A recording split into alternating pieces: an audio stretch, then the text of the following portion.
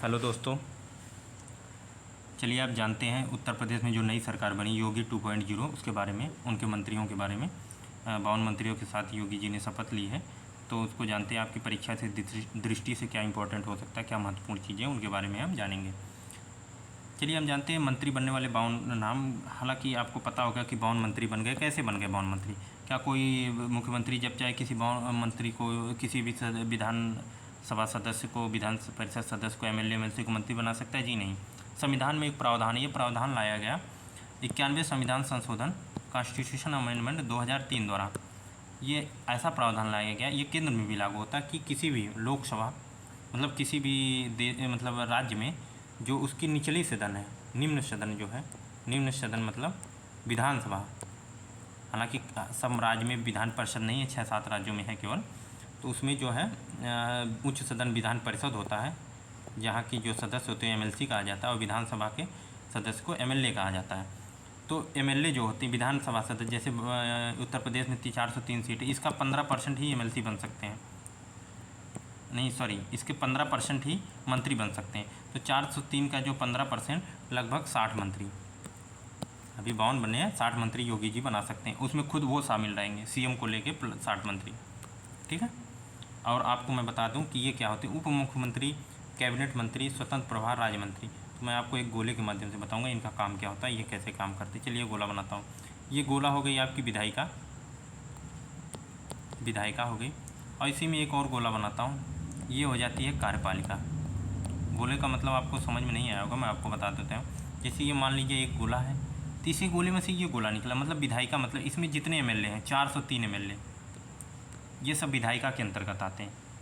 ये जीते वाले नहीं, सब जितने जिनकी सरकार बनी है, जिनकी सरकार नहीं बनी है, विपक्ष वाले भी इसी विधायिका के अंदर आते हैं।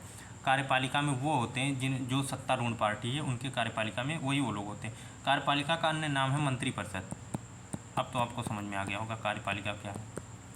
विधायिका का काम है कानून बनाना, कार्यपालिका का काम है कानून को लागू कराना, और इसी को कहते हैं सरकार। मंत्रिपरिषद, कार्यपालिका या मंत्रिपरिषद या सरकार।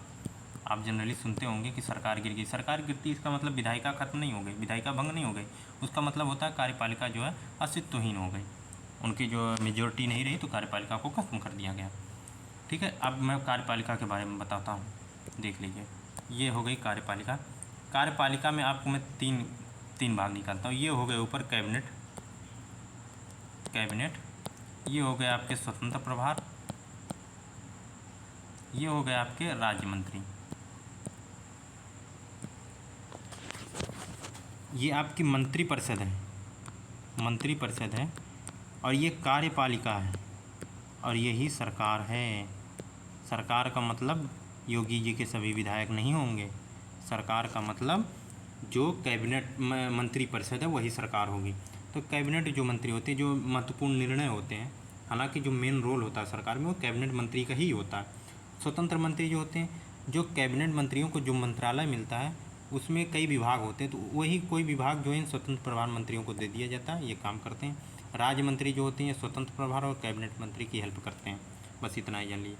और आप कहेंगे तो इन लोगों को बनाने का मतलब, इन लोगों को बनाने का मतलब यही है कि ये जो हेल्प तो करते हैं, बाकी इनको एक मंत्रालय पद मिल जाता है। सुविधाएं इन सबकी, कैबिनेट मंत्री, स्वतंत्र प्रभार, राज्य मंत्री, इनकी सुविधाएं बराबर होती, बढ़िया बंगला गाड़ी अलाउंस मिलता है, और इनको जो है जबकि देखिए बंगला केवल मंत्रियों को मिलता है, विधायक को नहीं, एमएलए एमएलसी को बंगला नहीं मिलता, इनको क्वार्टर मिलता है, ठीक है। आपको समझ में आ गया होगा। चलिए आगे देखते हैं। ये मंत्री का नाम देख लीजिए, आपके इंपॉर्टेंट जो मंत्री हैं वो यही कैबिनेट मंत्री हैं, इन्हें में से याद कर लीजिए। हालांकि सब नहीं हैं, कुछ हैं, वो आपको धीरे धीरे याद हो जाएंगे सब। ये है, देख लीजिए, जातिगत आंकड़ा है, इससे कोई मतलब नहीं हमारा, बाकी आप लोग देख लीजिएगा। ये दैनिक भास्कर की कटिंग है। अब ये देखिए मंत्री बनने वाले एमएलसी जो मंत्री बने उसमें डिप्टी सीएम केशव प्रसाद मौर्य, ये चुनाव हार गए थे, फिर भी इनको एमएलसी बना दिया गया। एमएलसी क्या होते हैं, ये कैसे बनते हैं, अभी मैं आपको बताऊंगा। वे 5 मंत्री जो ना विधायक है ना एमएलसी, ना विधायक है ना एमएलसी, मंत्री बन गए। जी हाँ, बन सकते हैं। कितने दिनों के लिए? 6 महीने के लिए। 6 माह के लिए आप मंत्री बन सकते हैं, आप मुख्यमंत्री बन सकते हैं। पिछली बार योगी जी बने थे, वो लोकसभा सदस्य थे लेकिन बने थे मुख्यमंत्री, उनको बाद में जो है लोकसभा से इस्तीफा दिया उन्होंने, उनको जो है मंत्रिपरिषद, जो विधान परिषद है उसका सदस्य यानी एमएलसी बना दिया गया। अब की बार वो खुद एमएलए हैं। तो ये 6 महीने के अंदर यदि विधान परिषद या विधानसभा के सदस्य नहीं बनते तो इनका मंत्री पद जो है वो स्वतः ही समाप्त हो जाएगा। चलिए मैं आपको बताता हूँ एमएलए क्या होता है। एमएलए और एमएलसी। एमएलए क्या होता है? Member of legislative assembly. Legislative assembly मतलब विधानसभा, यानी विधानसभा सदस्य ही एमएलए होता है जिनका चुनाव होता है प्रत्यक्ष रूप से। एमएलसी क्या होते हैं? ये मेंबर ऑफ लेजिस्लेटिव काउंसिल, इनका चुनाव अप्रत्यक्ष रूप से होता है। ये विधान परिषद सदस्य होते हैं।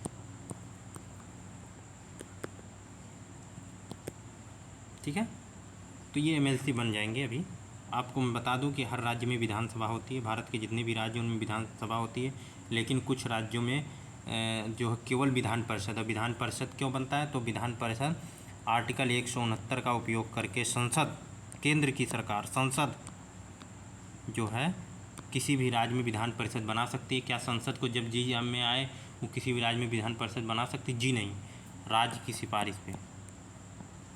राज्य अपनी सिफारिश राज्यपाल को देगा, राज्यपाल जो राष्ट्रपति को देगा तो वो संसद में भेजा जाएगा और संसद के द्वारा आर्टिकल 169 का उपयोग करके संसद जो है विधान परिषद का गठन करती है और इसी आर्टिकल का प्रयोग करके वो विधान परिषद को भी खत्म भी कर सकती है।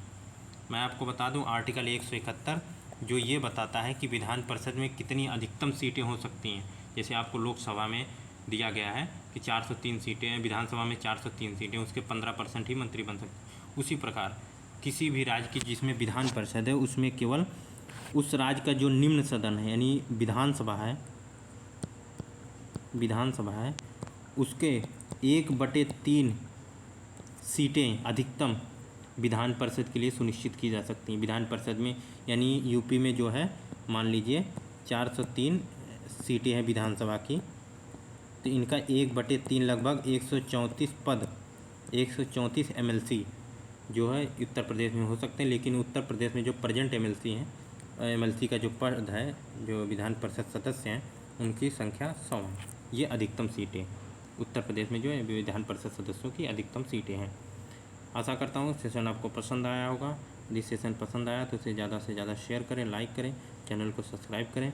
और मैं आपको ये शपथ हुई थी इसलिए मतलब थोड़ा चीज़ें जो है मतलब शॉर्ट में बताते चला गया। बाकी अगर आपको डिटेल में जानना है पॉलिटी तो मैं आपको क्लास लेकर आऊँगा, आप कमेंट करके बताइएगा। ओके, धन्यवाद। चैनल को ज़्यादा से ज़्यादा सब्सक्राइब करें, शेयर करें।